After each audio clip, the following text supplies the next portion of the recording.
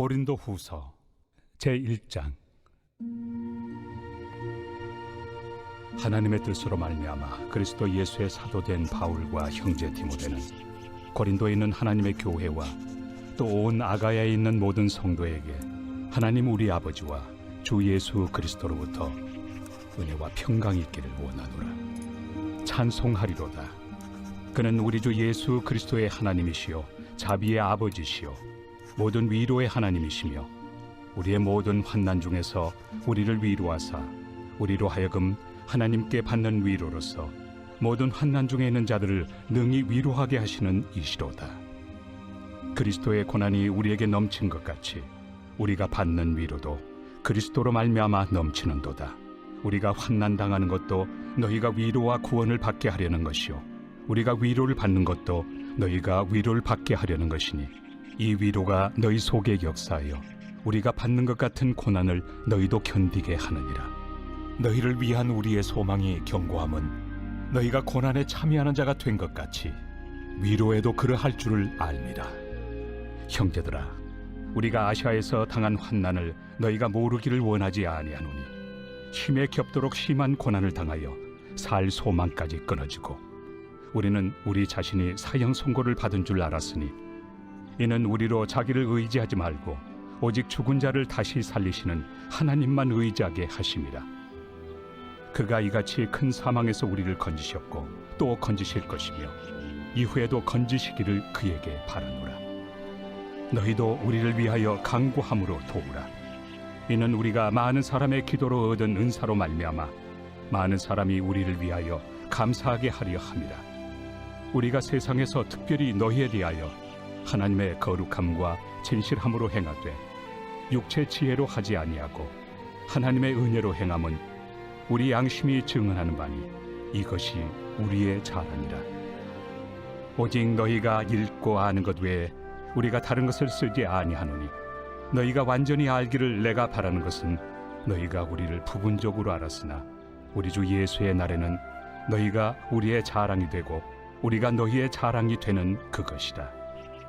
내가 이 확신을 가지고 너희로 2번 은혜를 얻게 하기 위하여 먼저 너희에게 이르렀다가 너희를 지나 마게도냐로 갔다가 다시 마게도냐에서 너희에게 가서 너희의 도움으로 유대로 가기를 계획하였으니 이렇게 계획할 때 어찌 경솔이하였으리요. 혹 계획하기를 육체를 따라 계획하여 예 하면서 아니라 하는 일이 내게 있겠느냐. 하나님은 미쁘시니라. 우리가 너희에게 한 말은 예하고 아니라 함이 없노라.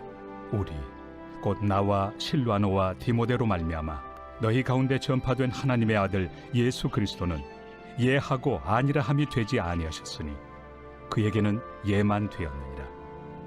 하나님의 약속은 얼마든지 그리스도 안에서 예가 되니 그런즉 그로 말미암아 우리가 아멘하여 하나님께 영광을 돌리게 되느니라. 우리를 너희와 함께 그리스도 안에서 굳건하게 하시고 우리에게 기름을 부으신 이는 하나님이시니 그가 또한 우리에게 인치시고 보증으로 우리 마음에 성령을 주셨느니라. 내가 내 목숨을 걸고 하나님을 불러 증언하시게 하노니 내가 다시 고린도에 가지 아니한 것은 너희를 아끼려 함이라.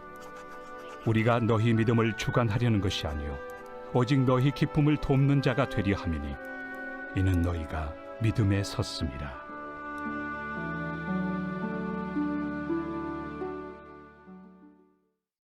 오늘 우리에게 주신 하나님의 말씀은 고린도 후서 1장의 말씀입니다. 신약성경의 서신서는 서신이 기록된 배경을 우리가 잘 이해하는 것이 굉장히 중요합니다. 누가 썼는지, 누가 받았는지, 어떤 상황에서 어떤 목적으로 기록되었는지를 살펴보는 것이 우리 서신서를 이해하기에 기본이 되는 전제 조건이죠. 이 고린도 후서는 고린도 전서를 보낸 지 약 6개월 후에 마게도냐에서 고린도 교회에 보내진 서신입니다. 사도 바울은 고린도전서 말미에서 고린도 교회에 직접 방문하여서 그곳에서 겨울을 보내면서 고린도 교회의 모든 문제를 해결하겠다고 말을 했습니다. 하지만 고린도전서를 받은 고린도 성도들은 거짓 사도들의 미혹에 넘어가서 고린도전서에 기록된 사도 바울의 권면을 받아들이지 않았습니다.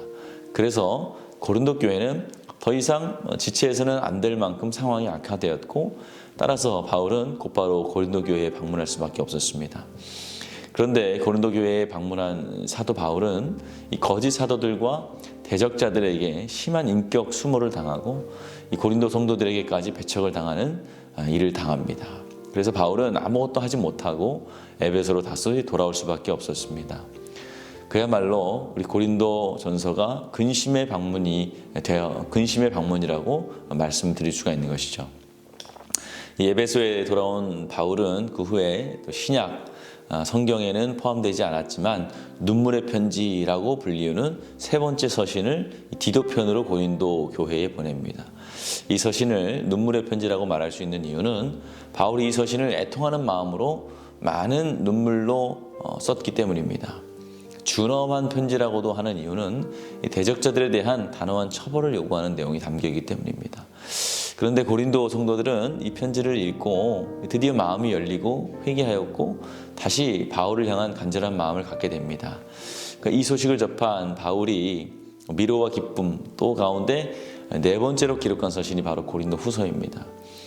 고린도 교회와의 관계가 완전히 깨어지는 것은 아닌가 하는 두려움이 해소되고 위기를 넘는 후에 안도감과 위로감을 느끼면서 다시 고린도 방문을 계획하면서 기록한 서신이 오늘 고린도 후서입니다. 그래서 서신의 전반부에는 고린도 교회와의 관계가 회복된 바울의 기쁨과 위로가 나타나고 있습니다. 여기서 바울은 자신이 고린도 방문을 계획을 거듭 변경하게 된 사유에 대해서 해명을 합니다. 또 자신이 사도직과 사도로서의 직무에 대해서 강조하고 설명함으로써 그간 자기에 대한 오해와 공격의 소지가 되었던 점들에 대해서 변호하고 또 완전히 화해와 일치를 말씀하고 있습니다.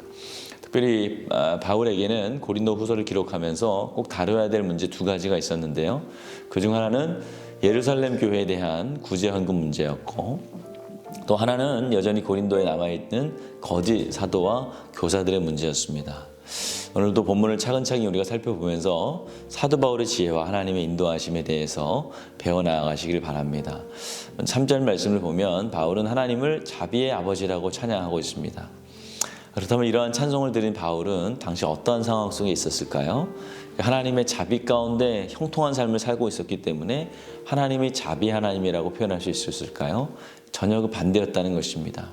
이어지는 본문 말씀에 우리가 알 수 있는데요. 바울은 당시 매우 견디기 힘든 고난 가운데 있었음을 알 수 있습니다.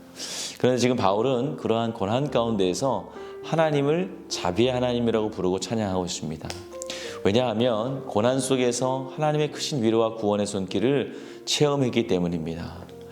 우리에게 하나님의 자비가 필요할 때가 언제겠습니까? 모든 일이 잘 되고 형통할 때는 우리는 하나님을 찾지 않습니다. 모든 일이 잘 되지 않고 내 힘으로 감당하기 어려울 때 우리는 자비의 하나님이 필요한 것이고 고난 가운데 있기 때문에 하나님을 찾게 되는 것이죠. 이러할 때 하나님의 도움을 요청하면 하나님께서 자비를 베푸시고 이길 힘을 주십니다. 하나님께서는 자기 백성의 고난을 참아 두고 보지 못하시며 자비의 아버지가 되어주십니다. 그러므로 고난 가운데 있다면 믿음으로 하나님을 의지하시기 바랍니다. 그리하시면 자기 백성의 고난을 참아 두고 보지 못하시는 하나님께서 위로와 자비의 손길로 우리를 찾아와 주시는 것을 체험하게 되실 겁니다. 혹 내가 잘못 판단하고 또 바른 삶을 살지 못해서 징계를 받고 있는 그러한 고난에 처해 있었다 할지라도 우리가 하나님께 좌절하지 않고 회개하고 부르짖으면 그러면 자비하신 하나님께서 우리의 모든 죄를 용서하시고 다시 회복시켜 주실 것을 믿으시기를 바랍니다. 우리가 하나님께서 자비의 근원이심을 믿고 고난 가운데에서 주님을 신뢰하고 믿음으로 살아가시는 저와 여러분 되어야 되겠습니다.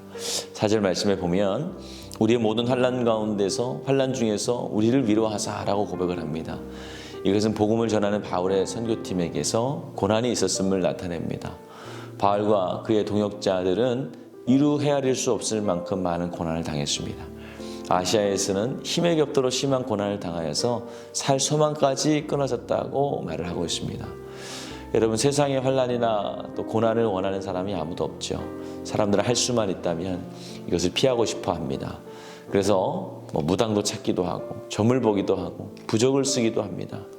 또 여타 세속 종교에 빠지기도 합니다. 이단 사입에 빠지기도 합니다.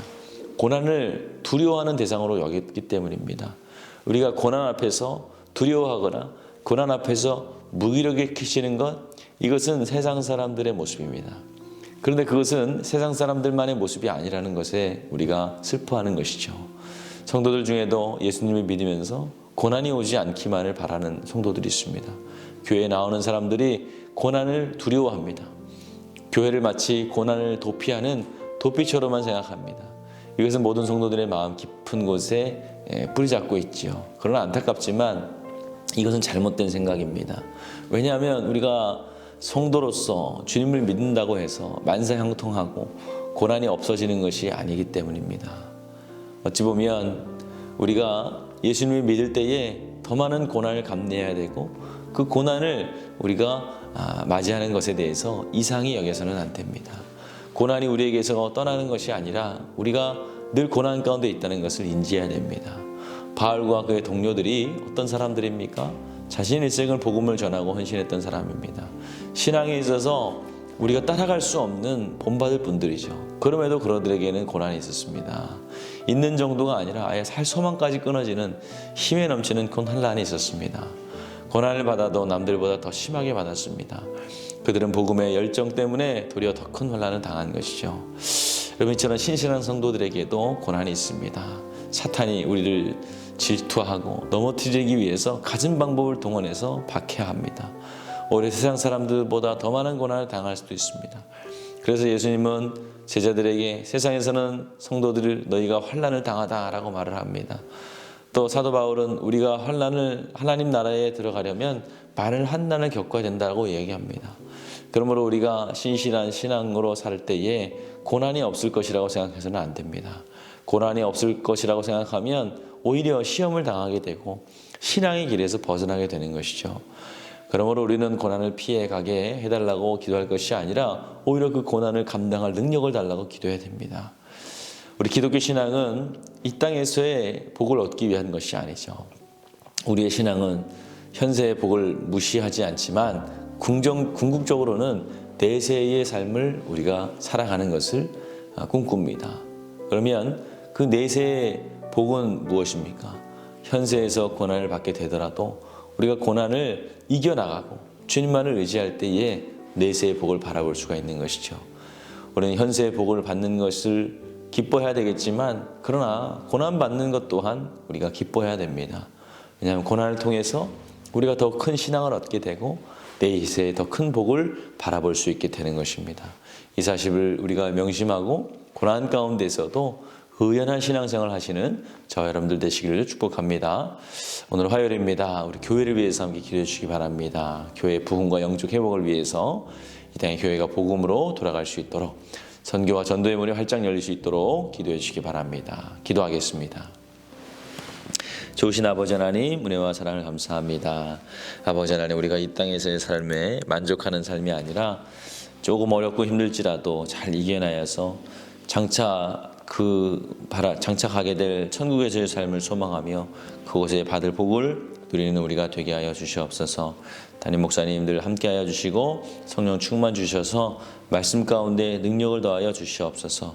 다음 세대 어디에 있든지 믿음의 자리, 기도의 자리에 떠나지 않게 하여 주시옵소서. 이 나라, 이 민족, 이 교회를 주님께서 붙잡아 주시어서 영적인 회복을 허락하여 주시며 선교의 문을 열리는 이 땅에 복음이 활짝 열리는 귀한 선교대국 되게 하여 주시옵소서. 또 아버지 하나님, 우리 아프신 성도님들이 있습니다. 주여 기억하여 주셔서 주여 나음을 얻게 하여 주시며 다른 분도 병들어 누워있다가 천국 가지 않게 하시고 주여 아버지 하나님 건강한 모습으로 걷다가 주님 만날 수 있도록 도와주시옵소서. 다음 세대도 어디 있든지 믿음의 자리, 기도의 자리 떠나지 않도록 도와주시옵소서.